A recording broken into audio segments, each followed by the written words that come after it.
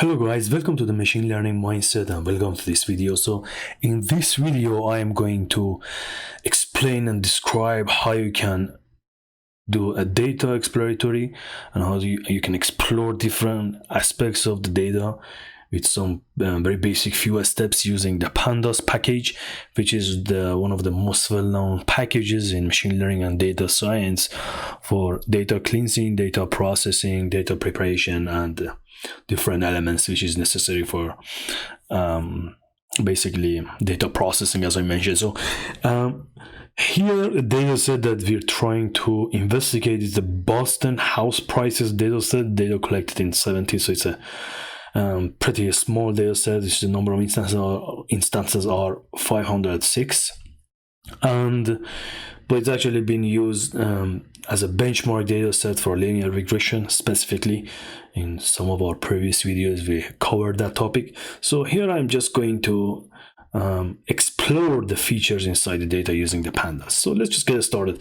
So the characteristic of the data set. So the data set has 506 number of samples I mentioned. So the first 13 features are numeric categorical predictive features, and the last one is the median value of the target, which is the target variables, and this median value MEDV is just median value of the owner occupied homes in the metric of $1,000. So let's just go ahead and get started. So I am using Google Collaboratory, so I suggest all of you use this basically in very nice Jupyter Notebook Python interface, so it gives you a nice GPU access, and many different packages are already installed, so you don't need to worry about installation and all those stuff. So here I'm just importing SSL, and SSL create default HTTPS content, because depends on the URL of dataset that you're just trying to have access to.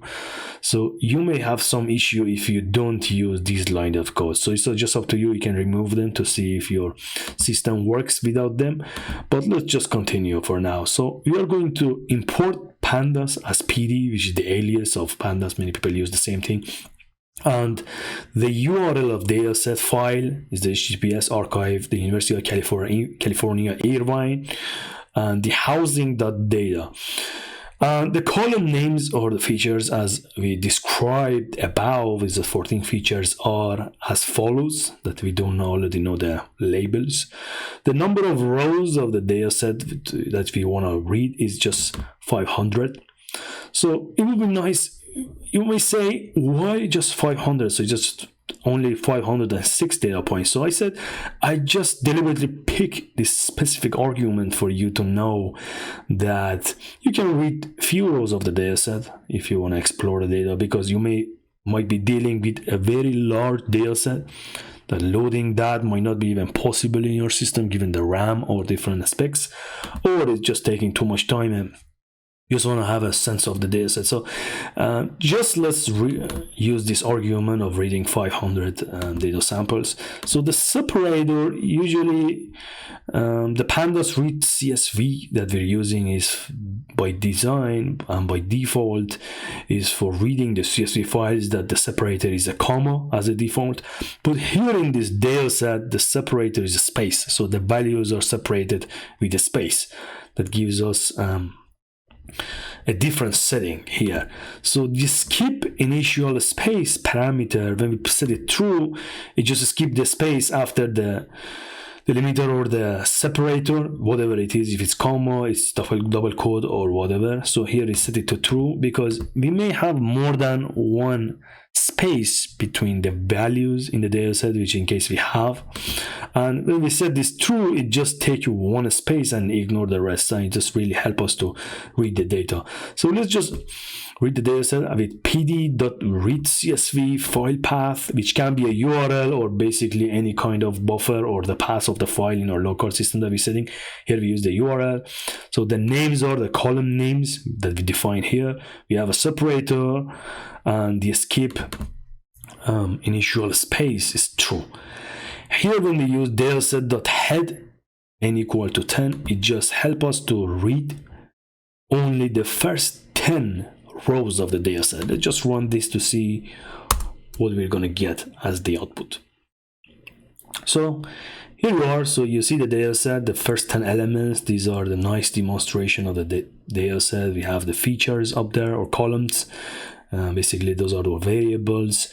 And let's just make this thing to false to see what's going to happen. So you see it's almost a messed up because it's just didn't separate it by the correct space. We have a lot of nons and the other stuff. So we just want to make sure that we,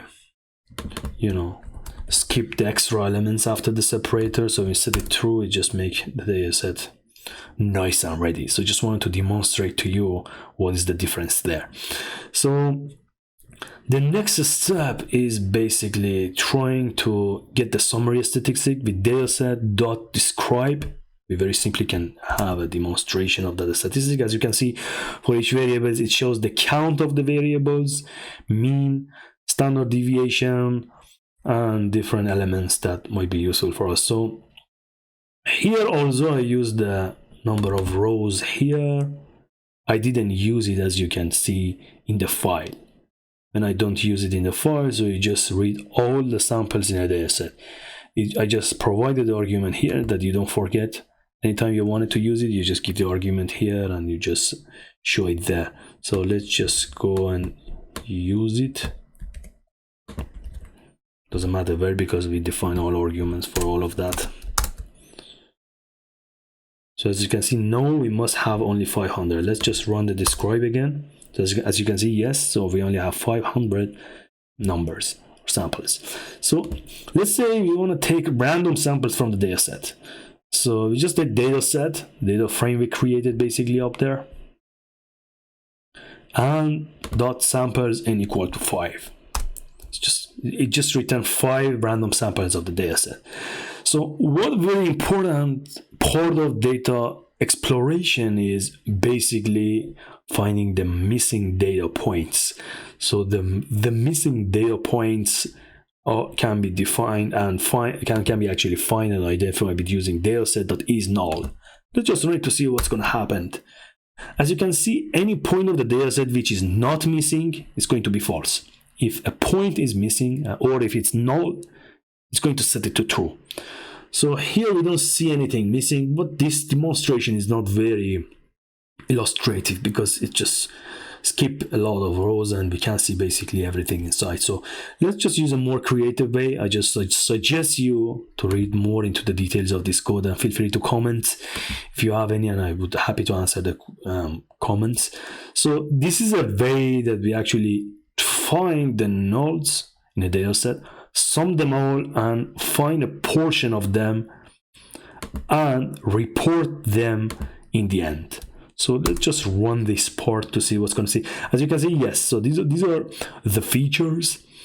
In the feature we have the number of missing, which for none of the features we have any missing value. The data set is pretty clean, and of course the percentage of the missing is 0 as well. So let's just continue. So what we're going to do with the missing values, so assume we want to drop them from the dataset. So we use dataset.drop NA and the arguments. So what are these arguments? The axis equal to 0 means we eliminate the row if any of the elements is null. If we can use all as well, so it means if all our elements in a row are null, so we can remove it. Otherwise, if we have only a couple of missing features, then it still is okay. We can keep the sample because we may use the other features as well. I'm going to use any to make the data set very clean. So anything that is missing from a row, the whole row is going to be missed and removed. I just simply run it.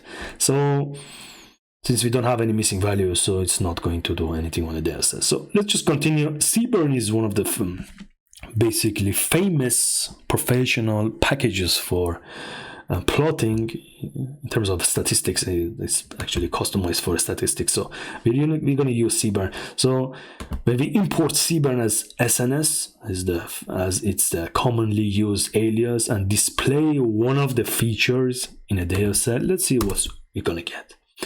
So we get a nice demonstration of the feature distribution.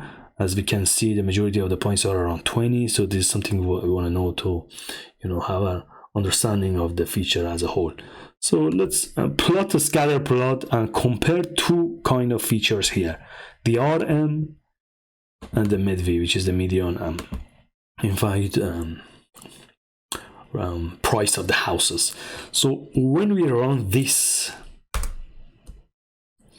we have the scatter plot of MEDV as opposed to RM. So MEDV versus RM. So this is the scatter plot. We want to see how we can compare them. And as you can see, there is almost a linear relationship between two, except these outliers that you can see. It's just this point is an outlier and this point is an outlier as well. So, but the rest are somehow linear, we can say, and the concentration is there. So we can visualize these features basically simply using this scatter plot. Let's go ahead and let's say we want to compare three features pairwise. So MEDV to tags, MEDV to RM, and blah blah the rest. So here we set an object with the style ticks. The color code is going to be true, and we use the cburn pair plot powerful function and the dataset features as we have the vector here. It's basically a list, and the kind is going to be scatter plot. Let's just run it. It may take a little bit more time. So as you can see, it just gives us a very nice demonstration of the feature comparison. These are scatter plots, and on the line we have comparison of MEDV. So of course it's like the identical variables. So here we have comparison of non-identical variables, for example the tags with MEDV and the RM with MEDV, and it's going to help us to understand. So as you can see, the difference is that here we have the MEDV on the vertical axis, and here we have the MEDV on the horizontal axis. You want to see what's the difference, and it's going to good to have a understanding of the general characteristics. So let's go ahead, assume we want to have a different kind of plus, not just the scatter plus. You want to find the change the kind to reg. Let's see what it plots. So here we have the plots, and I just try to find some sort of linear correlation between the two. And as you can see, the correlation between MEDV and RM as the best linear demonstration with a line, and it's very useful for us. For example, we want to do linear regression and we don't know which variable is linearly related with the other variable. So it's very good for regression, and that's what we want. Let's just go ahead. The correlation matrix. So the correlation matrix is going to compare all features pairwise and return a correlation coefficient with different methods that, in fact, the Pandas is going to give us. So it's going to be dataset.corr, and we can put parameters here. As you can see, the Google Collaboratory give us different options. So the parameter is a Parsons standard correlation coefficient, the candle. So we use the default here, not going to the details or difference of them. So using the cburn, we're going to show a heat map with the vertical line of max 1, and it's going to be a square true. And let's see what's going to give us. Okay, yeah, so this is going to give us a very nice overview of the correlation of the coefficients. As you can see, yes, of course, on this line, so the correlation is the highest because the variable is compared with itself. If it's compared with the others, we can track to see where we have the highest correlation. Here we have more correlation, of course, and simply we have the basically labels as well, so we can have a general good insight of the data. But sometimes we don't want this kind of correlation because the number of features might be too high, or we just might be interested to compare one single variable. Here we're interested in the MEDV with a couple of different variables. So we do the other things, number of features, correlation metrics. This after we created the correlation metrics up here, there's an object, basically there's a method of this in Pandas named n_largest, and we take the n features of 10, and this is going to return the 10 columns which has the highest level of correlation. And here using the numpy, we just take the values and transpose, and we basically are going to plot the same heat map here. When we plot the heat map, as you can see, we have the numbers of correlation. It's just we can zoom and see the numbers instead of just mere colors, and it's a very nice comparison of between this MEDV and the top 10 correlations that we desire. Actually, one of them is the MEDV itself, and we have another 9 here. So the last part of this is there's processing in machine learning. The majority of the time, in fact, all the time in machine learning, we just want to basically split the data set into train and test parts. So for train and test parts, we just randomly sample a portion, 0.8% of the data set with random state 0 to be our train data set. And we simply drop this part from the whole data set, and the remaining is going to be our test data set simply.